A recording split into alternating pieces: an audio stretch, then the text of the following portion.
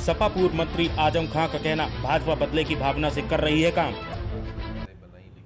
सपा के पूर्व मंत्री आजम खां ने मीडिया से बात की। हज राज्य मंत्री मोहसिन रजा ने बयान पर उन्होंने कहा कि अमीर मुसलमानों हज सब्सिडी छोड़ दें, पर प्रतिक्रिया व्यक्त करते हुए कहा कि हमारे ख्याल से भाजपा के किसी खैराती वजीर को अमीर गरीब मुसलमानों के आगे गिड़गिड़ाना नहीं चाहिए, बल्कि भारत सरकार को सब्सिडी खत्म करने का पूरा अधिकार है। कि कद्दावर नेता आजम खां ने कहा है कि भाजपा ने चुनाव में किसानों के कर्ज माफ करने का वादा किया था, लेकिन अभी तक कर्ज माफ नहीं किए गए हैं।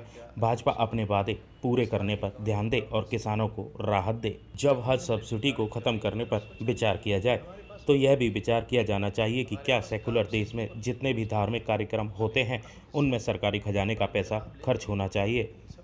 बोले, कुंभ अर्धकुंभ पर सरकार का कितना पैसा खर्च होता है और हज की सब्सिडी पर कितना पैसा खर्च होता है, दोनों का अगर मुकाबला करें तो हाजियों के हिस्से में कोई प्रतिशत नहीं आएगा। सेकुलर देश में मजहब और धर्म के नाम पर किसी को भी कुछ नहीं मिलना चाहिए। यदि इंसाफ से काम लेंगे तो बहुत कुछ बंद हो जाएगा। खतौली के विधायक के बयान, भारत माता की जय, गौ माता को माता नहीं और वंदे मातरम नहीं बोलने वालों के हाथ पैर तोड़वा दूंगा को लेकर बोले, भाजपा के 140 ऐसे विधायक जीत कर आए हैं जिन पर बहुत संगीन आपराधिक धाराएं हैं और इसी सिलसिले में सुप्रीम कोर्ट में एक याचिका भी दायर कर दी गई है। बदला नहीं लिया, स्थानीय स्तर पर भी और राज्य स्तर पर भी वजीर रहकर इंसाफ के कलम से कभी नाइंसाफ़ी नहीं की। हर दल के लोगों का काम किया। आज जो लोग मुख्यमंत्री के अलावा जो लोग मिनिस्टर्स बने हैं, ये वो तमाम लोग हैं जिनमें से कोई भी ये नहीं कह सकते कि हमारे कलम ने कभी भी उनके साथ पक्षपात किया। रामपुर में हम ये जानते ही नहीं थे भाजपा का अध्यक्ष कौन है, बसपा के कौन है, कांग्रेस के कौन है।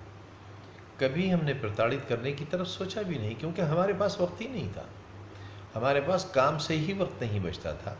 हम इंतकाम किससे लेते, और इंतकाम लेते भी तो क्यों लेते। ये सब हमारे ही समाज के लोग हैं, हमारे ही साथ में रहने और चलने फिरने वाले लोग हैं। सियासी बादशाहतें कभी किसी को हमेशा नहीं मिलती, कभी किसी को मुकम्मल आसमान नहीं मिलता। आज उनकी सत्ता है, कल हमारी थी, कल किसकी होगी।